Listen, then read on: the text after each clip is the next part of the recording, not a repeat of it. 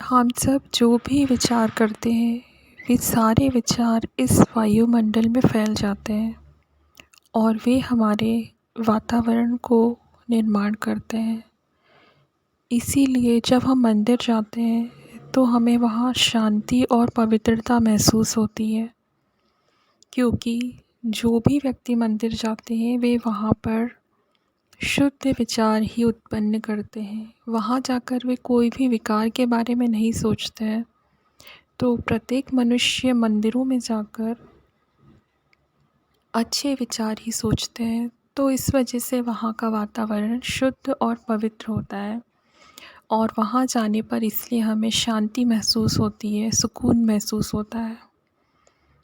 तो यदि हम अपने मन में गंदे विचार उत्पन्न कर रहे हैं, तो यानी कि हम अपने वातावरण को दूषित कर रहे हैं।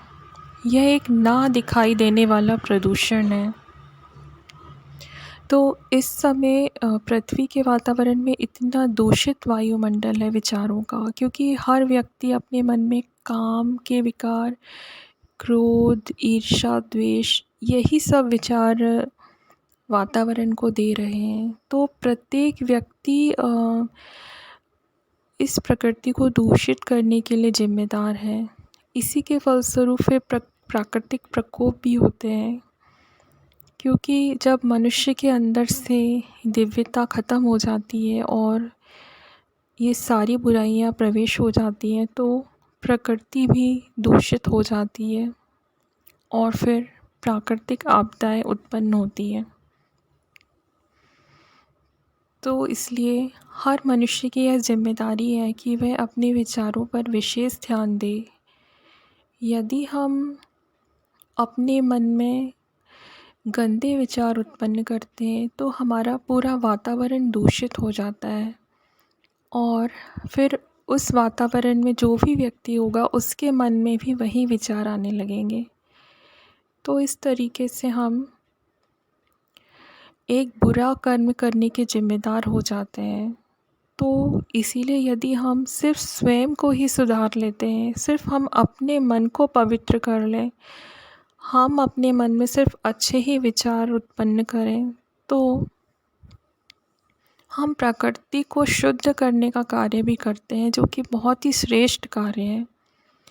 तो प्रत्येक व्यक्ति को यदि इस पूरी दुनिया को सुधारना है तो वह सिर्फ स्वयं पर ही फोकस करे। यदि वह सिर्फ स्वयं को ही सुधारे और अपने मन में पवित्रता के विचार उत्पन्न करे, श्रेष्ठ विचार रखना शुरू करे, ज्ञान के विचार रखे, तो अपने आप ही वह प्रकृति को सुधारने का कार्य कर रहा है, और जो कि बहुत ही पुण्य का कार्य है। तो हर एक व्यक्ति को सिर्फ स्वयं को ही सुधरना है। वास्तव में हम प्रकृति को सुधारने के लिए बाहर बहुत सारे स्कीम्स चलाते रहते हैं, और यदि हम खुद ही अपने मन में गंदे गंदे विचार सोच रहे हैं तो बाहर से यह सिर्फ दिखावा मात्र ही कहलाएगा और इसीलिए हमें रिज़ल्ट नहीं प्राप्त होता है। हम प्रकृति में हमारी पृथ्वी में जो भी बुरे कार्य होते हैं उससे हम सिर्फ दूसरे जो व्यक्ति कर रहे हैं उनको ही दोषी समझते हैं। वास्तव में तो हर एक व्यक्ति दोषी है। यदि हम अपने मन में गलत विचार लाते हैं तो हर व्यक्ति कहीं ना कहीं से उस बुरे कार्य के लिए जिम्मेदार है, क्योंकि हमने प्रकृति के वातावरण को दूषित किया है, जो कि हर एक व्यक्ति के मन को टच करता है। उनके मन में भी वही विचार उत्पन्न करता है, जिसके फलस्वरूप गलत कार्य होते हैं। तो वास्तव में हम चाहते हैं कि यहाँ कोई भी व्यक्ति गलत कार्य ना करे, तो उसके लिए सबसे पहले हमें अपने मन को सुधारना होगा। इसके लिए हमें परमात्मा के साथ संपर्क में रहना बहुत ज़रूरी है। उनके बिना यह कार्य असंभव है। तो इसलिए हमें परमात्मा की सही पहचान रखना बहुत ज़रूरी है और उन्हें याद करना बहुत ज़रूरी है, क्योंकि यह शक्ति हमें सिर्फ परमात्मा की याद से ही प्राप्त होती है। और उनके दिए हुए ज्ञान को हमें रोज़ सुनना चाहिए, जिससे कि हमें मदद मिलती है कि हम अपने विचारों को श्रेष्ठ बना सकें।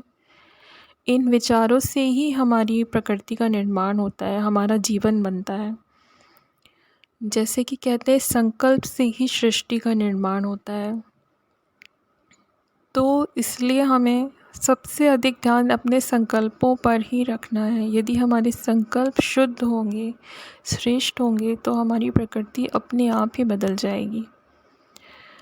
तो इसलिए प्रजापिता ब्रह्मा कुमारी ईश्वरीय विश्वविद्यालय में ईश्वर स्वयं पढ़ाते हैं, तो और अपना परिचय भी उन्होंने दिया हुआ है कि वे कौन है, कहाँ रहते हैं, कैसे हैं, और वे जो गीता ज्ञान देते हैं उसको हमें प्रतिदिन सुनना चाहिए और परमात्मा के साथ अपना अच्छा रिश्ता बनाना चाहिए, जिससे कि हम उन्हें अच्छे से याद रख सकें।